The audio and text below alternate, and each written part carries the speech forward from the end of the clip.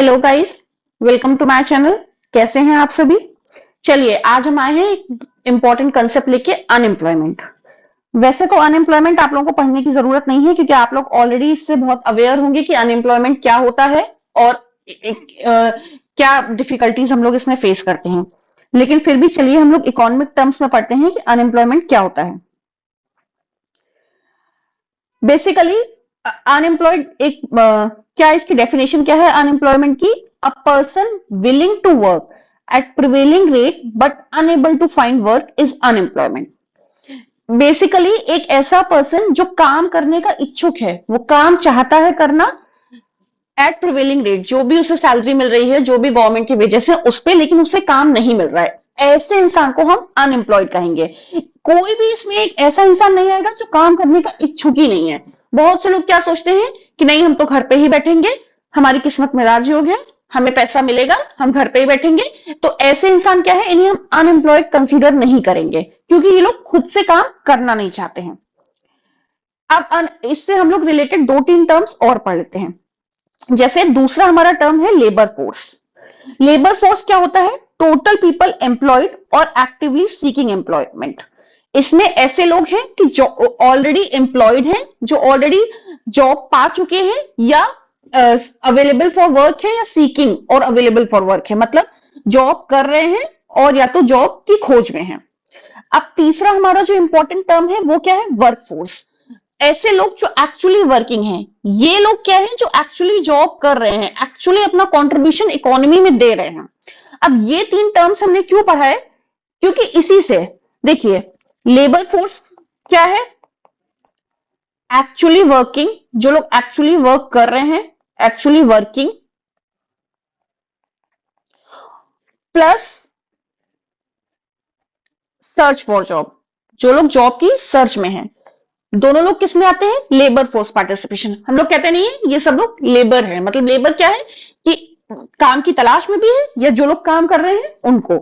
Work force क्या है? Actually working, जो लोग काम कर रहे हैं। तो अगर हम इससे अनएम्प्लॉयमेंट अगर हम देखेंगे तो अनएम्प्लॉयमेंट बेसिकली क्या है? अगर ऊपर वाली इक्वेशन से हम निकालना चाहेंगे तो अनएम्प्लॉयमेंट क्या है? Labour force minus work force. Labour force से जब हम वर्क फोर्स माइनस कर देंगे तो ये हमारा अनएम्प्लॉयमेंट है। मींस ये एक्चुअली वर्किंग वाला जब हम माइनस कर देंगे, इससे जब ये लेबर फोर्स से माइनस हो जाएगा तो बचा कौन? ऐसे लोग जो जॉब की सर्च में है, विलिंग टू वर्क या searching for work at a prevailing job, at a prevailing wages. ठीक है, आ गया समझ में? चलिए अब हम देखते हैं कि अनएम्प्लॉयमेंट रेट क्या होता है।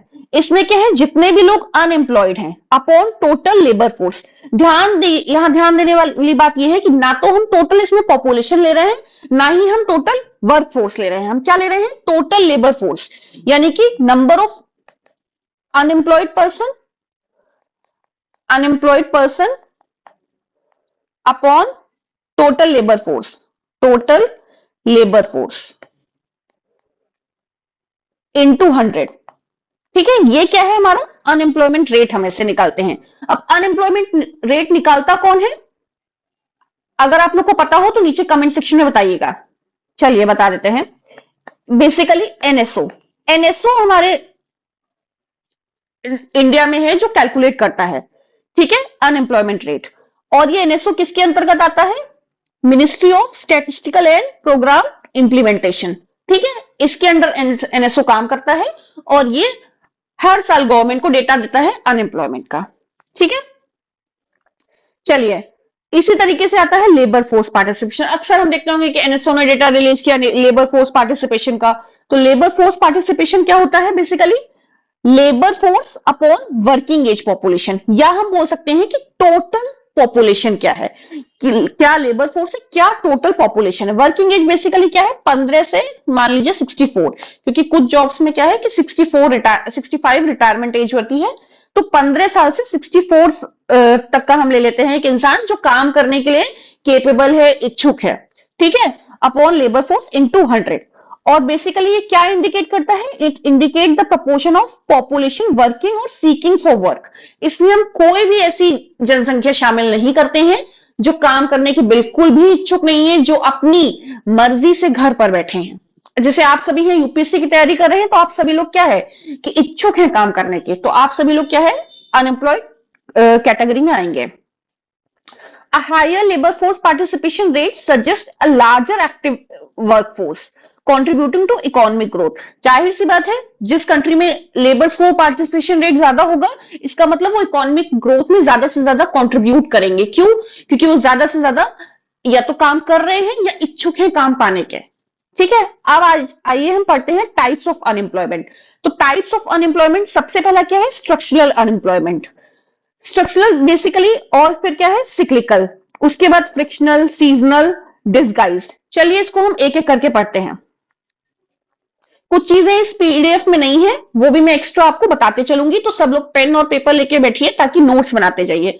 देखिए पीडीएफ तो हम आपको अपने टेलीग्राम चैनल पर प्रोवाइड कर ही देंगे, लेकिन बेटर यही है कि आप लोग पेन और पेपर लेके बैठिए ताकि मेरे साथ साथ आप लोग नोट्स बनाते रहिए, क्योंकि सेल्फ नोट्स क्या है सबसे बेटर रहते हैं। हम आपको पीडीएफ प्रोवाइड करवा देंगे, वो कॉपी पेस्ट वाली चीजें वो नहीं, आप जब खुद नोट्स बनाएंगे तभी आपको चीजें याद होंगी।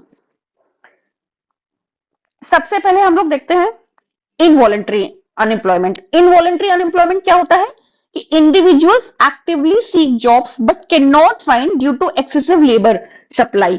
इनवॉलंटरी का मतलब, वॉलंटरी का मतलब क्या होता है? खुद जानबूझ के अपनी इच्छा से। इनवॉलंटरी क्या है? अपनी इच्छा से नहीं, यानी कि लोग काम तो करना चाह रहे हैं, काम तो वो ढूंढना चाह रहे हैं, लेकिन इतनी ज्यादा लेबर सप्लाई है कि उनको जॉब मिल ही नहीं रही है।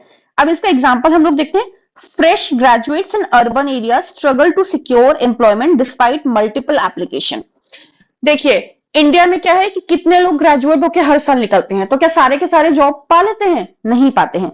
यानी कि इतने ज्यादा लोग ग्रेजुएट होकर निकलते हैं, लेकिन उसके बाद भी लोग जगह जगह एप्लीकेशन करते हैं लेकिन जॉब नहीं पाते हैं, तो वो क्या है? Involuntary employment. हम काम करने के तो, अब इसी का अपोजिट आ जाइए वॉलंटरी।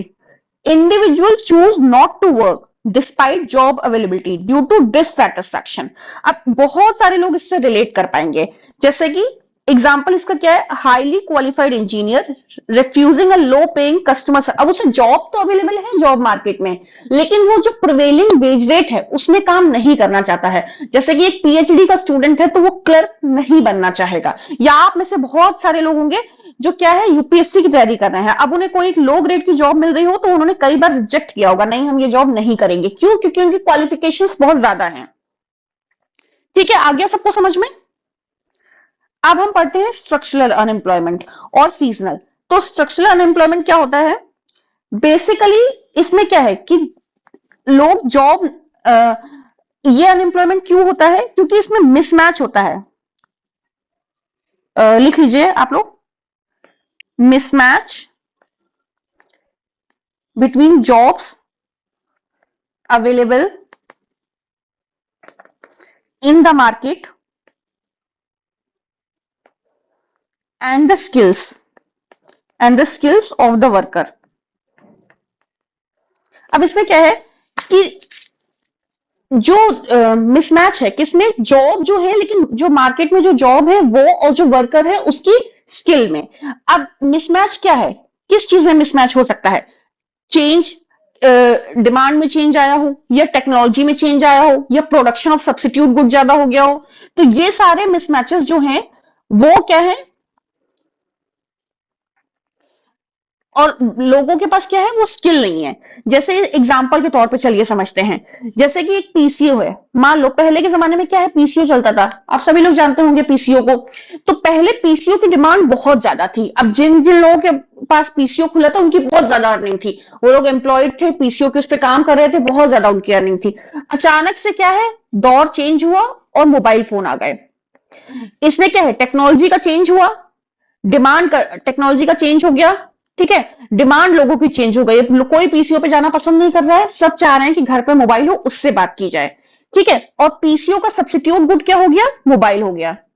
तो अब क्या है? जिनके जिनके पीसीओ थे वो सारे अनएम्प्लॉयड हो गए। ठीक है, आ गया समझ में? चलिए एक और एग्जांपल से समझते हैं, जैसे डिजिटलाइजेशन। बहुत सारी जॉब पहले क्या था? पेन पेपर से होती थी। अब क्या है? सारी की सारी जॉब कंप्यूटर बेस्ड हो गई।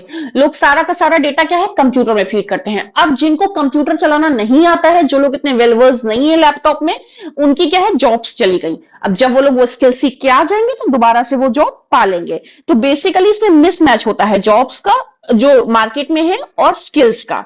ठीक है, जैसे अब ऑनलाइन प्लेटफॉर्म का जमाना आ गया, बहुत सारे टीचर हैं जो व्हाइट बोर्ड पे ही पढ़ाते हैं, लेकिन अब ऑनलाइन क्या डिमांड है कि या तो आप टैब में पढ़ाइए या फिर डिजिटल बोर्ड में पढ़ाइए। जिनको वो स्किल नहीं आती है तो वो लोग अनएम्प्लॉयड हो गए, जब वो स्किल सीख के आ जाएंगे तब जॉब दोबारा से पालेंगे। ठीक है, आ गया समझ में स्ट्रक्चरल।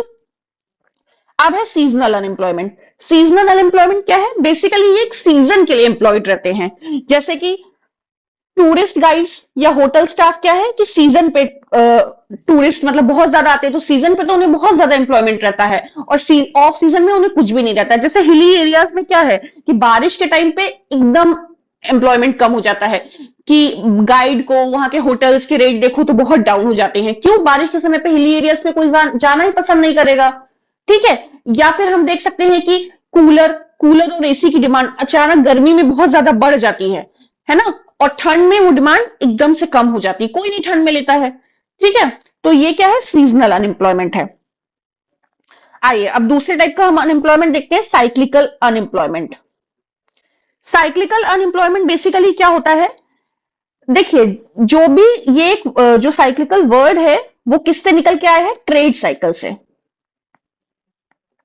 ठीक है, क्योंकि जो भी ट्रेड है वो बेसिकली साइकिल के फॉर्म में चलती है। यहां एक छोटा सा डायग्राम बना रहे हैं, ठीक है, ये देखिए ऐसे, क्योंकि इकोनॉमिक फ्लक्चुएशंस जो होते हैं, इकोनॉमिक एक्टिविटीज होती है, वो कैसे? साइक्लिकल नेचर की होती है। मतलब यहाँ पे बूम आया, फिर क्या है, बूम के बाद क्या है, रिसेशन आएगा ही आएगा, फिर बूम आएगा, फिर रिसेशन आएगा। ठीक है, इस टाइप से। तो जब बूम आता है तब क्या होता है, हमारी एग्रीगेट डिमांड बहुत हाई रहती है। तो जब एग्रीगेट डिमांड हमारी बहुत हाई रहती है, ऑब्वियसली डिमांड ज्यादा होगी तो एम्प्लॉयमेंट बढ़ेगा। डिमांड ज्यादा होगी तो लोग ज्यादा से ज्यादा किसी चीज की डिमांड करेंगे, तो डिमांड पूरी करने के लिए जो एम्प्लॉयर होगा वो क्या करेगा? ज्यादा से ज्यादा लेबर को हायर करेगा, तो ज्यादा से ज्यादा वो सामान बनेगा, कोई भी सामान है वो ज्यादा से ज्यादा बनेगा।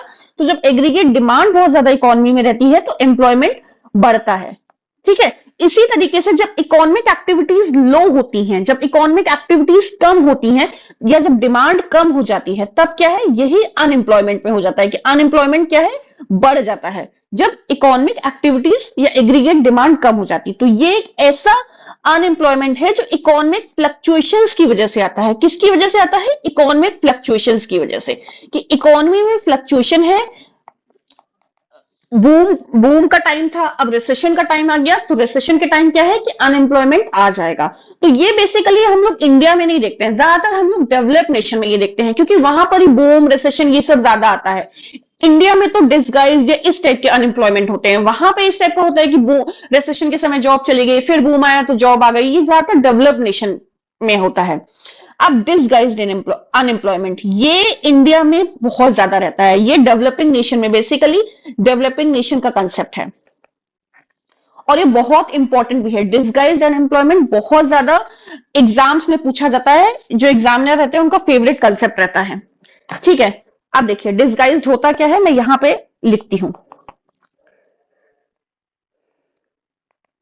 Disguised unemployment. आप लोग भी मेरे साथ लिखते जाइए। ये बेसिकली काय में फाउंड होता है? मेनली एग्रीकल्चर सेक्टर के लिए होता है, एग्रीकल्चर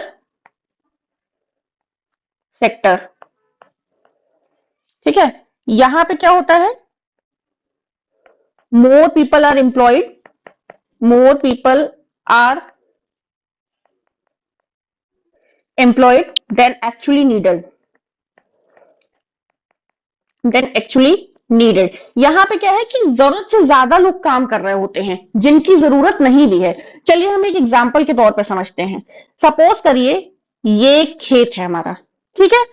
अब किसी भी फैमिली के, मान लीजिए आप लोग अपने आप को कंसीडर करिए, कोई ये 6 लोग की फैमिली है, ठीक है। अभी यहां पर मम्मी पापा और 2 बच्चे, यानी कि 4 लोग एम्प्लॉयड थे। तो इस खेत का प्रोडक्शन कितना हो रहा था? 6 टन।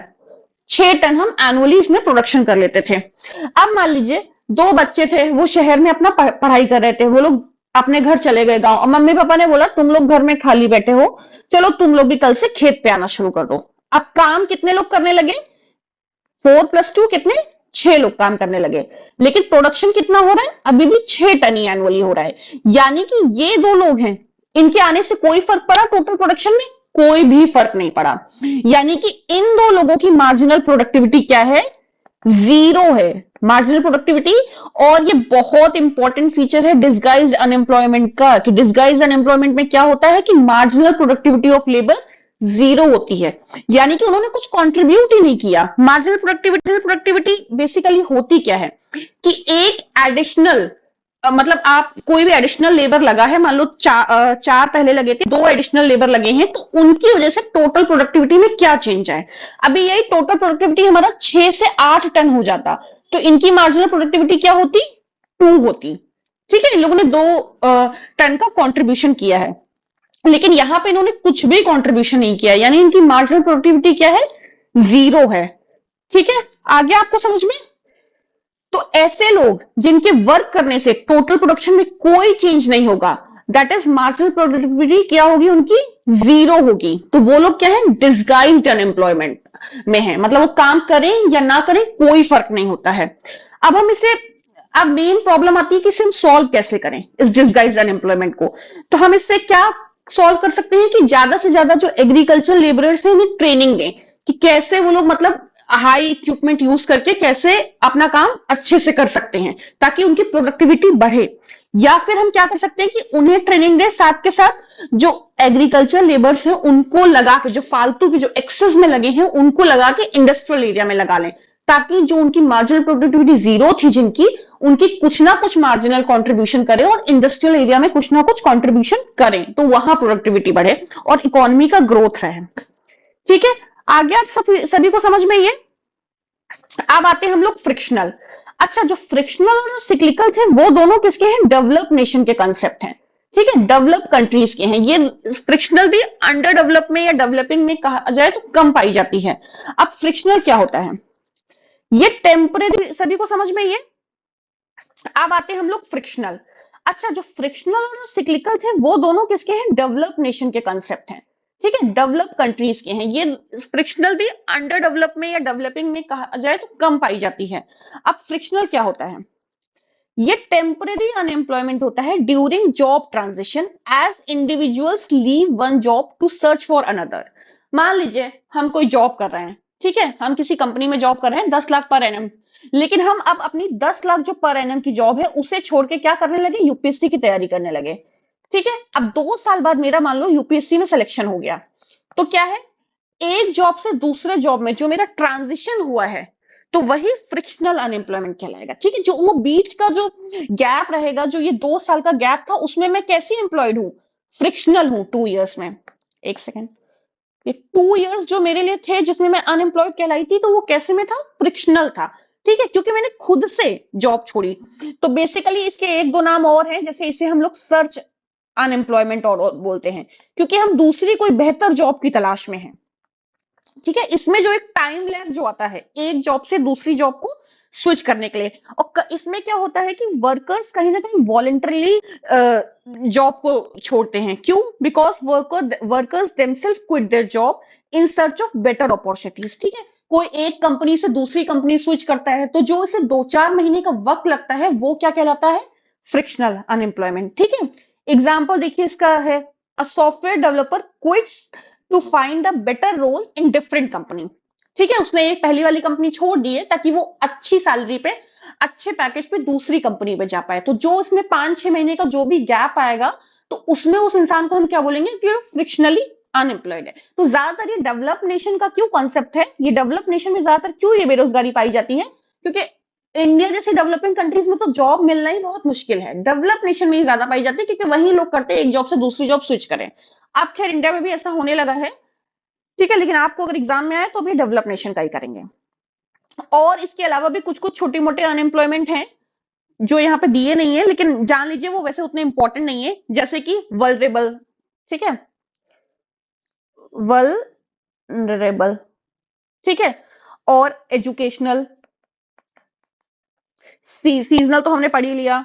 ठीक है, अंडर अनएम्प्लॉयमेंट, ठीक है, ओपन अनएम्प्लॉयमेंट। तो वनरेबल बेसिकली क्या होता है कि जो लोग फॉर्मली इनफॉर्मली काम कर रहे हैं विदाउट एनी प्रॉपर कॉन्ट्रैक्ट, उनका कोई प्रॉपर कॉन्ट्रैक्ट नहीं है, कोई वो नहीं, बस जाके किसी के यहाँ भी काम कर रहे हैं, तो उन्हें किसी भी टाइप का क्या है, लीगल प्रोटेक्शन नहीं है। वो जॉब तो कर रहे हैं लेकिन कहीं भी रजिस्टर्ड नहीं है, इनफॉर्मल इकोनॉमी जितनी हमारी है हम कह सकते हैं। कि कहीं भी उनका कोई रजिस्टर्ड नहीं है, कोई उनका रिकॉर्ड मेंटेन नहीं किया गया, तो बेसिकली उनकी जॉब की कोई भी सिक्योरिटी नहीं है। तो ऐसे लोग क्या है, वल्नरेबल अनएम्प्लॉयमेंट में आ जाते हैं। एजुकेशन अनएम्प्लॉयमेंट में क्या होता है, अनएम्प्लॉयड है, अनएम्प्लॉयड है जबकि हमने हाईली हम एजुकेटेड है, हाईली हम क्वालिफाइड हैं, उसके बावजूद भी हम अनएम्प्लॉयड हैं। ठीक है। अंडर एम्प्लॉयमेंट का क्या मतलब आ जाता है कि हम हाईली स्किल्ड हैं लेकिन हम लो स्किल पे काम कर रहे हैं। मान लीजिए कोई पीएचडी कर रहा है और वो एकदम से क्लर्क पे काम कर रहा है, तो ये क्या है, पीएचडी वाले को तो ज्यादा असिस्टेंट प्रोफेसर बनना चाहिए था ना, लेकिन वो काम किस पे कर रहा है, क्लर्क पे। या कोई एमटेक किए है, काम किस पे कर रहा है, क्लर्क पे काम कर रहा है, तो वो अंडर एम्प्लॉयड है। क्यों, वो अपनी स्किल से कम पे काम कर रहा है। ओके, ठीक है। अब ओपन अनएम्प्लॉयमेंट, ओपन अनएम्प्लॉयमेंट क्या है कि ये ऐसी सिचुएशन है when a person is willing to work, is educated but unable to find a job. ठीक है, वो एजुकेटेड है, वो काम करना चाह रहा है लेकिन उसे जॉब नहीं मिल रही, तो क्या है, ये ओपन अनएम्प्लॉयमेंट है। तो आई होप आपको सारे टाइप के अनएम्प्लॉयमेंट एकदम से क्लियर हो गए होंगे। ठीक है, चलिए हम लोग कुछ क्वेश्चंस देखते हैं। डिसगाइज्ड अनएम्प्लॉयमेंट जनरली मीन्स, अब डिसगाइज्ड का मतलब, जिन्होंने भी लेक्चर ध्यान से सुना होगा तो उन्हें अच्छे से पता होगा कि डिसगाइज्ड अनएम्प्लॉयमेंट का क्या मतलब होता है। A large number of people remain unemployed, alternative employment is not available, marginal productivity of labor is zero, marginal productivity of worker is low। तो आंसर इसका क्या है, marginal productivity of worker is low. Disguise में मैंने क्या बताया था कि मेन फीचर इसका क्या होता है कि मार्जिनल प्रोडक्टिविटी जीरो होती है। मतलब एम्प्लॉय, ऐसे लोग डिसगाइज्ड अनएम्प्लॉयमेंट कहलाते हैं कि उनके होने या ना होने से कोई फर्क नहीं पड़ता है, टोटल प्रोडक्टिविटी में कोई चेंज नहीं आता है, यानी उनका जो कंट्रीब्यूशन है वो क्या है, जीरो है। ठीक है, चलिए अब दूसरा क्वेश्चन देखते हैं। Unemployment that occurs during recession and depression are called. अभी रेसेशन एंड डिप्रेशन ये किसका पार्ट है, ये बेसिकली ट्रेड साइकिल का पार्ट है, ट्रेड साइकिल का पार्ट है। तो ऐसा अनएम्प्लॉयमेंट जो ट्रेड साइकिल की वजह से ऑकर करे, तो मैंने कौन सा बताया था, सिक्लिकल। और ये सब भी आपको याद होंगे, डिस्गाइज का मतलब एमपीएल जीरो, फ्रिक्शनल एक जॉब से दूसरी जॉब में ट्रांसफॉर्मेशन, सीजनल एक सीजन पे वर्क करना, एग्जाम्पल कूलर, एसी। ठीक है, सिक्लिकल तो हमें पता ही है कि ट्रेड साइकिल में रेसेशन, बूम, डिप्रेशन, इस सब में। क्लियर है, चलिए अब एक और देखते हैं सवाल। Which of the following statement best describe the labour force. अब लेबर फोर्स देखिए क्या हमने पढ़ा था ना, अब जिसने भी ऊपर वाला लेक्चर अच्छे से सुना होगा उसे ये आंसर तुरंत आ जाएगा। Only people who are currently employed, only people who are seeking work, both people who are working and those who are seeking work, people who are retired not looking for work, people in informal jobs only। इसका सही answer क्या होगा, ये पहला क्या है, only people who are currently employed। तो ये हमारा लेबर फोर्स नहीं होगा, ये हमारा क्या होगा, वर्क फोर्स, जो जॉब में है, ऑलरेडी जॉब कर रहे हैं। Only people who are seeking work, जो जॉब की तलाश में है, तो ये तो अनएम्प्लॉयड हो गए ना, क्योंकि वो जॉब की तलाश में ही है, अगर उन्हें जॉब मिल गया होता तो वर्क फोर्स में आ गए होते। अब लेबर फोर्स क्या है, लेबर फोर्स ऐसा कॉम्बिनेशन है कि जो वर्क फोर्स प्लस अनएम्प्लॉयमेंट दोनों का कॉम्बिनेशन है, कि person who are working and those who are seeking work. ठीक है, तो ये हमारा क्या हो गया, labour force. People who are retired and not looking for work, तो ये तो लेबर फोर्स से बाहर ही है, इनकी तो हम बात ही नहीं कर रहे हैं, कि जो लोग ऑलरेडी रिटायर हो गए वो लेबर फोर्स से बाहर ही है, कि उन्हें काम ही नहीं करना है। ठीक है, people in formal jobs only, jobs में है वो तो वर्क फोर्स में आ गए। ठीक है, तो आई होप आज का ये कंसेप्ट आप लोगों को एकदम क्लियर होगा। फिर भी अगर किसी को कोई डाउट होता है तो नीचे कमेंट सेक्शन में करिए, और ऐसे ही हमसे आगे जुड़े रहिए, तो हम लोग आप लोग के लेके आएंगे बेहतर बेहतर लेक्चर्स। ठीक है।